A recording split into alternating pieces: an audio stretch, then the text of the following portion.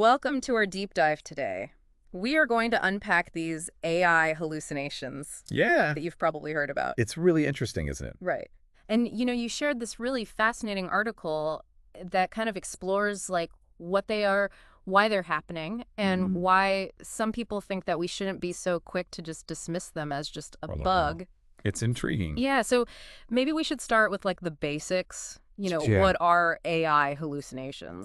Well, think of it this way. Like, imagine you're asking an AI to write a report Okay. about like some historical event. Mm, But instead of like sticking to the facts, right. it throws in like fictional details, Okay. invents entire events, Wow. or it even cites sources that don't exist. Oh, wow. So that's an AI hallucination. Okay. It's essentially when an AI generates output that is demonstrably false, Mm-hmm. often in a way that like sounds really, really convincing. Yeah, that makes sense. Yeah. And in the article that you shared, it actually highlights some real-world examples of this in action, like Huh. the lawyer who cited cases that were completely fabricated by ChatGPT, Yeah. or the author who was given like fake research papers by AI. Exactly. Go. Like, those are some prime examples. These are actually impactful, and potentially problematic, these Mhm. hallucinations. Yep. But here's where it gets interesting, right? Mhm. Even some of the biggest names in tech are starting to see like a potential upside to these hiccups. Yeah. Sundar Pichai, Mhm. the CEO of Google, has even suggested that these hallucinations could be a feature, I know. not a bug. It's pretty fascinating, isn't it? A feature! How can making stuff up be a good thing? Well, think about it this way. Yeah. He talked about wanting AI experiences to be imaginative, Okay. like a child Mm-hmm. who doesn't know any limits Yeah. to their imagination. Okay. And, there's a fascinating historical connection here. The article points out that the chemist Friedrich Kekulé Right. famously had a dream about a snake biting its own tail, Oh, which sparked the idea for the structure of the benzene molecule, right. which was a huge breakthrough in organic chemistry. Huge. Right. So it makes you wonder if these AI hallucinations are tapping into a similar kind of creative process? Yeah. Are AI systems doing what like artists and scientists have been doing for centuries, like Mhm. using their imagination, Yeah. even if it means like bending reality a bit? It's a fascinating question. Yeah. And the article even mentions other creative giants Mhm. who may have used like hallucinations or dreams for inspiration. Okay. Dmitri Mendeleev reportedly envisioned the periodic table. Wow. Thomas Edison supposedly mined his dreams for ideas. Really? And even Stephen King claims to have dreamt up his novel Misery. Wow. So are these AI systems simply replicating these human processes, Yeah. but on a grander scale? Yeah. But before we get too carried away with this whole... Right. AI is a creative genius idea. How are these hallucinations actually happening? Yeah.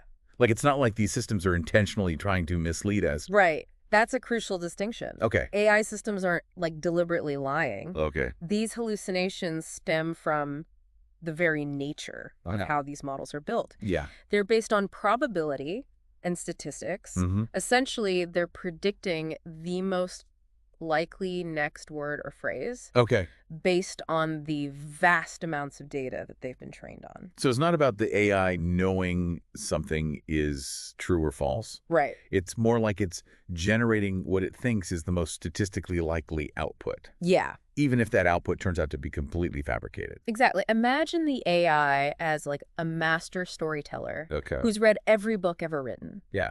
It's not consciously lying. Right. It's weaving together the most likely narratives Right. based on this massive library of information Yeah. that it has absorbed. So it's fascinating, but also a little unsettling, isn't It it? is. And it kind of reframes the whole issue, doesn't it? Yeah. If these hallucinations are practically baked in Right. to how these AI systems work, Yeah. maybe instead of just trying to eliminate them, Mm-hmm.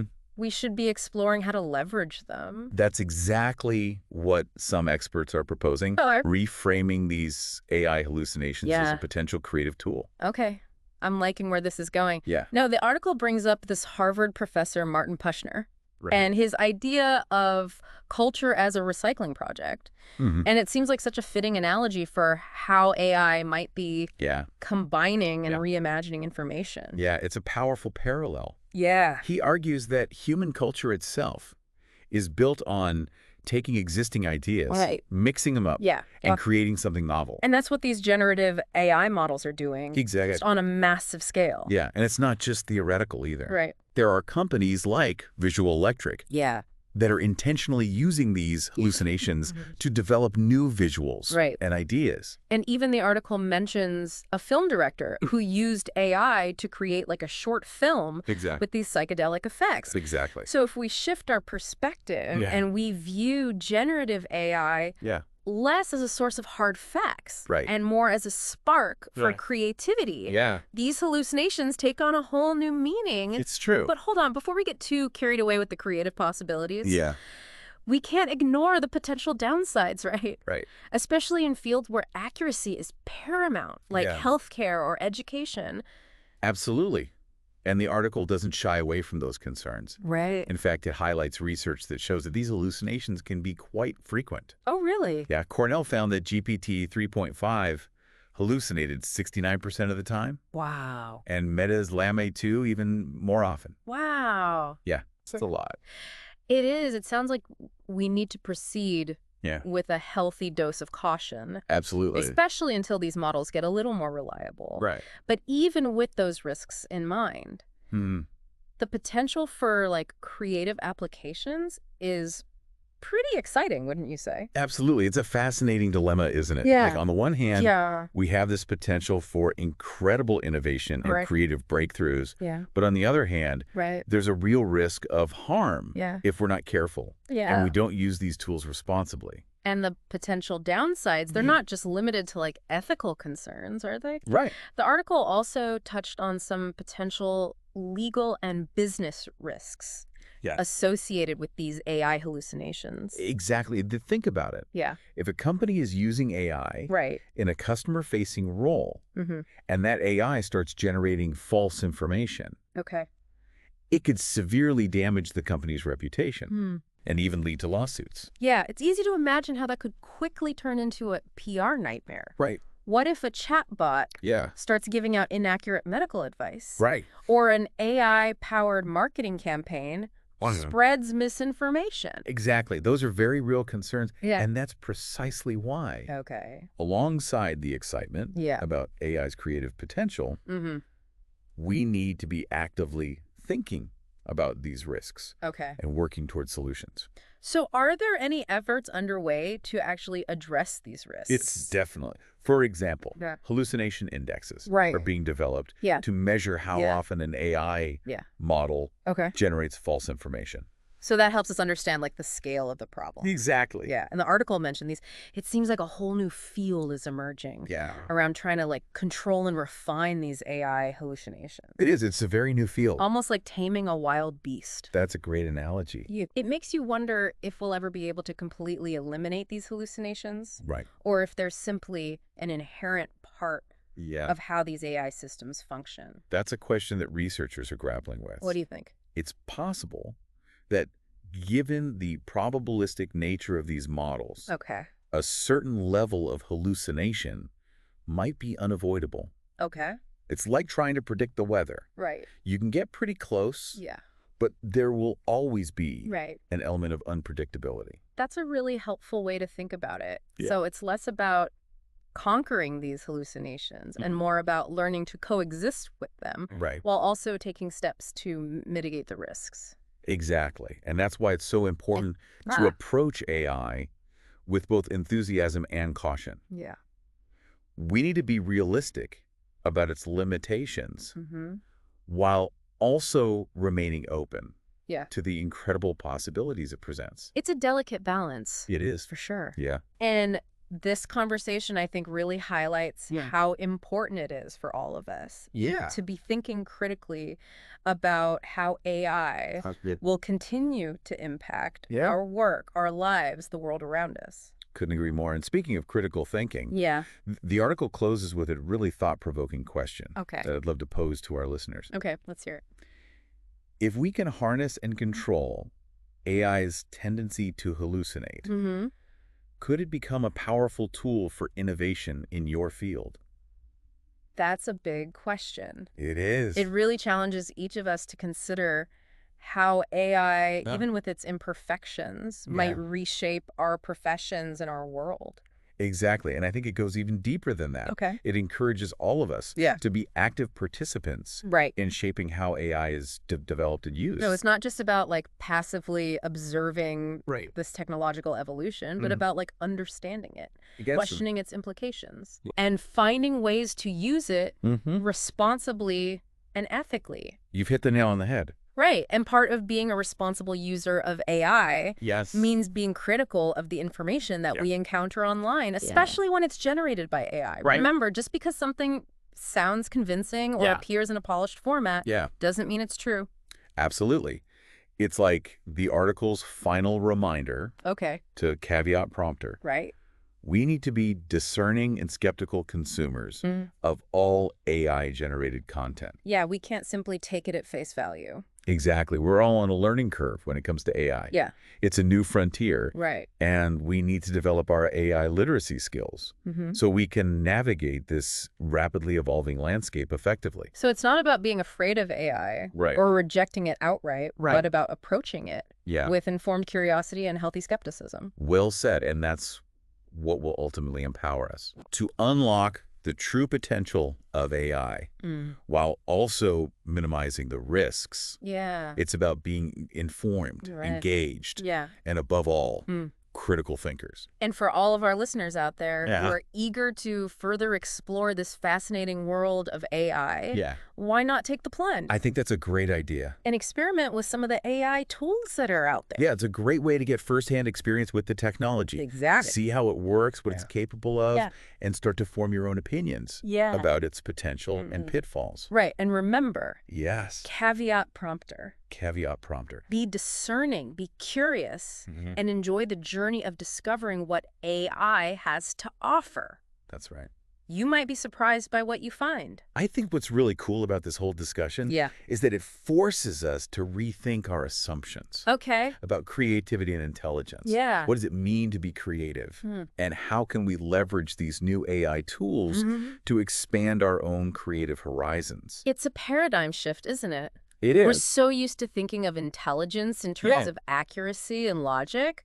Right. But AI is revealing that there's like another dimension to it. One that embraces imagination and intuition. Yeah. And perhaps even a touch of controlled chaos. This whole idea of AI like dreaming up new ideas and concepts is both fascinating and a little unsettling.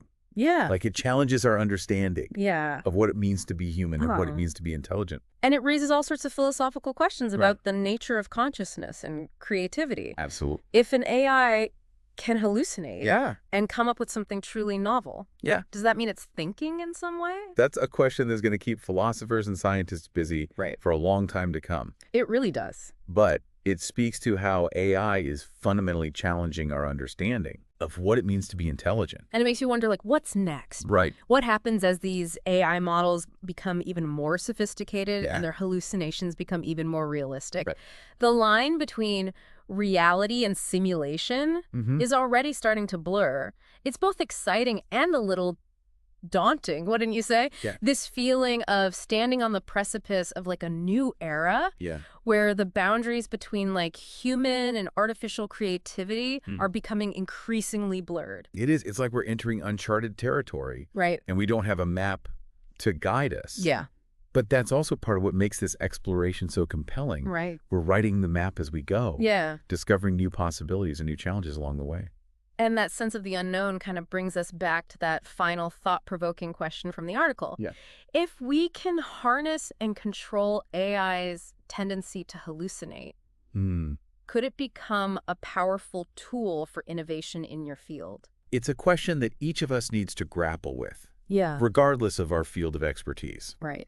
AI is no longer a futuristic concept confined to science fiction. Right. It's rapidly becoming integrated into every aspect of our lives, from healthcare and finance to art and entertainment. And as these AI systems become increasingly sophisticated and intertwined with their daily routines, we have a responsibility to think critically Well, about how we use them, Yeah. what safeguards need to be in place, and what implications they hold for the future of work, Right. creativity, and human ingenuity. Absolutely. This isn't just about passively observing the evolution of AI. Right. It's about actively shaping its development, ensuring that it's used ethically, responsibly, and for the betterment of society. So, to our listeners out there, what role do you envision AI playing in your field? A great question. What are your hopes and concerns? We encourage you to delve deeper into these questions. Experiment with AI tools. Right. Share your insights. Yeah. Your perspective is a valuable contribution to this ongoing conversation. And remember, just as AI systems are constantly learning and evolving, so too should our understanding of them. Right. Stay informed, stay curious, and embrace the challenge of navigating this exciting new frontier. The future of AI is not predetermined. Right. It's being written right now. Right. And we all have a role to play in shaping it. Thank you for joining us on this deep dive into the fascinating and at times perplexing world of AI hallucinations. We hope this conversation has sparked your curiosity and provided you with some food for thought. Yeah, I think so. As we continue to explore this ever-evolving landscape of artificial intelligence. Until next time, keep those minds curious. Yes. Keep those questions coming. Keep learning. And keep exploring. Awesome. Thanks for joining us.